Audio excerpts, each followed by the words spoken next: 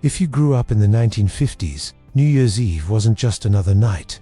It wasn't about crowded bars or expensive tickets to exclusive parties or watching a ball drop on your phone from bed. New Year's Eve was magic, anticipation, a night when anything felt possible and the future sparkled just out of reach, waiting to be welcomed in. It was the one night of the year when you stayed up past midnight on purpose, when the rules relaxed just enough to feel special, when the whole world seemed to pause, take a breath, and prepare to start again. The preparation started days before, maybe even weeks. Invitations would go out, not texts, not Facebook events, real invitations, phone calls, conversations at church or over the fence with neighbors. What are you doing for New Year's Eve? Oh, we're having a few people over. Nothing fancy. Would you like to come? We'd love to. And plans would be made, coordinated. Who was bringing what time to arrive, what to wear. Because New Year's Eve required proper attire. This wasn't casual. This was a celebration. For women, it meant the best dress in the closet. Something sparkly, if you had it. Sequins, satin, taffeta. Something that caught the light when you moved. Heels, the good ones. Hair done in curls, pinned and sprayed into place. Lipstick red, bright, celebratory. For men, a suit, dark, well-pressed white shirt, tie. Maybe a bow tie if you were feeling particularly festive. Hair slicked back with Brylcreem, shoes shined. Even the kids got dressed up. Because if they were allowed to stay up and on New Year's Eve, they often were. They had to look the part. The house would be decorated, not elaborately, but festively. Streamers in silver and gold, twisted and hung from the ceiling, from doorways, creating tunnels of shimmer. Balloons, so many balloons, blown up by hand-helium tanks in most homes and scattered around the living room. Paper hats, the cone-shaped kind with elastic strings, in every color, stacked on the side table, ready to be distributed when midnight approached. Noisemakers, horns that unrolled when you blew into them, making that distinctive honking sound. Rattles, anything that could make noise, because at midnight you needed noise, lots of it. A Happy New Year banner stretched across the living room wall. Gold letters on white paper, or silver, homemade or store-bought, but prominently displayed. And confetti, little circles of colored paper, ready to be thrown.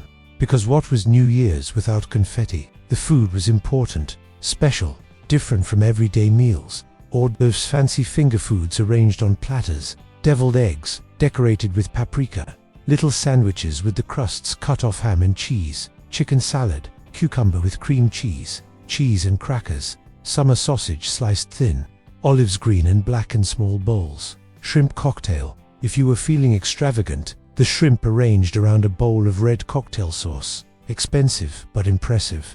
Meatballs in a chafing dish, swimming in sauce sweet and sour, or grape jelly and chili sauce mixed together. You'd spear them with toothpicks, blow on them to cool, pop them in your mouth. Nuts, roasted peanuts, mixed nuts, bowls of them scattered around so people could grab handfuls while they talked. Chips and dip, potato chips lays, or ruffles with onion dip made from sour cream and Lipton onion soup mix. Simple but addictive. And dessert, always dessert. Cookies, brownies, maybe a cake, something sweet to balance the savory. But the real star of New Year's Eve was the drinks. For the adults, cocktails. This was a cocktail era, a time when knowing how to mix drinks was a point of pride. Manhattan's, old fashions, martinis, gin, not vodka, because vodka wasn't quite mainstream yet. Whiskey sours, Tom Collins, highballs. The host would set up a bar, the good liquor bottles lined up, glasses, ice bucket, cocktail shaker, mixing spoons, olives and cherries for garnish, and he'd mix drinks to order, taking pride in getting the proportions right. The shake just so, the pour smooth and professional. What'll you have, Jim? I'll take a Manhattan, if you're making them. Coming right up. Women would sip their drinks slowly, elegantly. Men would nurse theirs over conversation. Nobody got sloppy drunk. That wasn't the goal. The goal was merriment, celebration, good cheer. For the kids, there was something special too. Shirley Temple's, ginger ale with grenadine and a cherry, served in real glasses, smaller versions of the adults' glasses, so they felt included. Or sparkling cider, poured into champagne flutes at midnight so they could toast along with everyone else. The party would start around 8, maybe 9. Guests arriving in clusters, Coats taken, greetings exchanged, compliments on dresses and suits. Margaret, you look stunning. Oh, this old thing. I've had it for years. Well, it's beautiful. The living room would fill. Conversations overlapping, laughter, the clink of ice and glasses, the crunch of chips, the warm hum of people enjoying themselves. Music would play, from the record player or the radio. Big band music, swing, the Glenn Miller Orchestra, Benny Goodman, Tommy Dorsey. Music that made you want to move, and people would dance. Right there, in the living room, couples holding each other close, swaying, spinning, laughing when someone's heel caught on the rug or when they bumped into the coffee table. The younger crowd might dance more energetically, jitterbug, Lindy, hop, showing off, while the older folks watched and smiled and remembered when they used to dance like that. What's your favorite New Year's Eve memory from the past? The midnight kiss, the noisemakers, the feeling of starting fresh. Leave a comment and share your story. We'd love to ring in the memories with you. As midnight approached, the energy would change, build, the anticipation becoming almost tangible. Someone would turn on the television, if you had one, tuning to watch Guy Lombardo and his Royal Canadians from the Waldorf Astoria in New York City. That was the tradition. Guy Lombardo on New Year's Eve, his smooth, sweet music, his countdown to midnight. If you didn't have a television, you'd tune the radio to the broadcast, everyone gathering around, listening, or you'd just watch the clock, the big clock on the living room wall, watching the minute hand creep toward 12. At 11:55, someone would start handing out the party hats. Everyone would put them on, elastic strings under chins, feeling silly but festive. At 11:58, the noisemakers would be distributed, horns, rattles, anything that made sound. At 11:59, everyone would gather, couples finding each other, kids bouncing with excitement, glasses refilled for the toast. And then the countdown would begin. 10, 9, 8, everyone joining in, voices rising together. 7, 6, 5, the excitement building, smiles growing wider. 4, 3, 2, 1, Happy New Year, and chaos, beautiful chaos. Horns blowing, rattles shaking, people cheering, confetti flying through the air, falling like colored snow, balloons being battered around the room, couples kissing, long kisses, short kisses, loving kisses between husbands and wives who'd weathered another year together, hugs everyone, hugging everyone, friends, family, even people you'd just met that night. Happy New Year. Happy New Year to you. Here's to 1957. And then the toast. Glasses raised. Champagne for the adults, cheap champagne. Usually, because this was one night you bought champagne, even if you never drank it otherwise. Sparkling cider for the kids. To the new year. May it bring health, happiness, and prosperity. Glasses clinking, sips taken, smiles all around, and in that moment, everything felt possible. The slate was clean, the future was bright. Whatever happened last year, the struggles, the disappointments, the losses could be left behind. This was a new start, a fresh beginning. 365 blank pages, waiting to be written. After the toast, someone would put on Auld Lang Syne, either the Guy Lombardo version from the broadcast, or a record, and everyone would stand in a circle, arms crossed, holding hands with the people on either side, and they'd sing, maybe not knowing all the words, humming through the verses, but belting out the chorus, swaying together.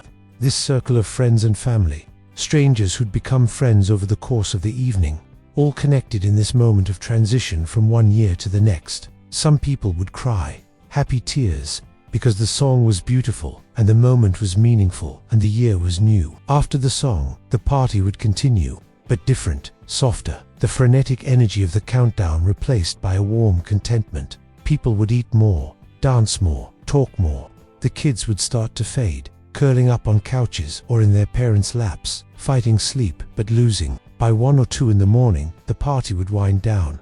Guests would gather coats, exchange final hugs and well wishes. The first hours of January 1st, the streets would be quiet. Most people already home, maybe some fireworks in the distance, or the sound of other parties still going strong. But mostly, peace. The peaceful quiet of a neighborhood settling into sleep after celebration. At home, you'd clean up, sort of. The worst of it, the empty glasses, the full ashtrays, the crumpled napkins, the confetti could wait until morning. You'd collapse into bed, exhausted but happy. slightly dizzy from the champagne, ears still ringing from the noise, and you'd think about the year ahead. What it might bring, what you hoped it would bring. A promotion at work, a new baby, the kids doing well in school, the mortgage getting paid down, staying healthy, staying happy, staying together. Simple hopes, profound hopes, the hopes that mattered, and you'd fall asleep holding hands, ready for whatever came next. New Year's Day would dawn quiet, slow, a day for recovery. You'd sleep late, wake to sunlight streaming through the windows, to a house that smelled like stale smoke and party remnants. You'd make coffee, strong coffee, and aspirin for the headache that came with last night's celebration. Breakfast would be simple, toast, scrambled eggs, whatever was easy. And then you'd clean, really clean, picking up confetti from every corner, washing dishes, taking down decorations, returning the house to normal. Outside, the world would be quiet too, people sleeping in, recovering, enjoying the holiday. There might be football on TV later, the Rose Bowl, the Cotton Bowl. Dad would settle in to watch, maybe take a nap during halftime. Mum would start thinking about dinner, maybe black-eyed peas for good luck, a Southern tradition, or pork and sauerkraut if you were Pennsylvania Dutch, or Hoppin' John if you were from the Low Country. Whatever tradition your family followed, because New Year's Day food mattered, it set the tone for the year. Eat pork, the pig roots forward, so you move forward. Don't eat chickens, scratch backward, so you'd have bad luck. Greens for money, peas for coins, cornbread for gold. Superstitious, maybe, but why take chances? If this New Year's Eve took you back to party hats, noisemakers, and the feeling that anything was possible at midnight, subscribe to Yesterday Lives. We're preserving the celebrations, the traditions, and the hope of decades past, one countdown at a time. Hit subscribe and welcome more memories into your feed. Looking back, New Year's Eve in the 1950s wasn't about the biggest party, or the most expensive champagne, or the most Instagram-worthy moment. It was about being together, marking time together, acknowledging that another year had passed and another was beginning, and facing that transition not alone but surrounded by people you cared about. It was about hope, pure, uncomplicated hope, that this year would be better, that good things were coming, that the future was bright. And maybe that hope was naive, maybe not everything worked out the way people wished.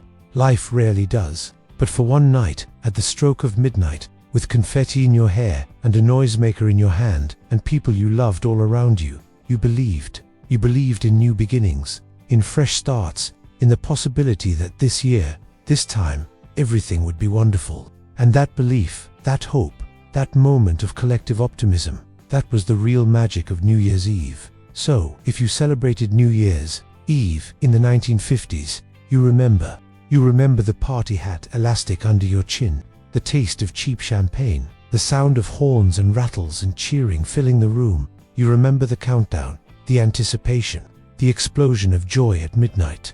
You remember holding someone you loved as the new year began, feeling their heartbeat, their warmth, their presence. You remember Auld Lang Syne sung in a circle of friends, arms crossed, hands held, voices united. You remember the confetti falling, the balloons bouncing, the sense that in that moment, everything was exactly as it should be. You remember going to bed tired and happy, believing that the year ahead would be good, would be better, would be filled with possibility, because yesterday never truly disappeared. It just put on a party hat and raised a glass to tomorrow. And if you close your eyes, you can still hear it. The countdown, the cheers, the horns, and you're there again, standing in a room full of people, dressed in your best, holding a glass, smiling, Happy New Year. And for just a moment, everything, absolutely everything, is possible again.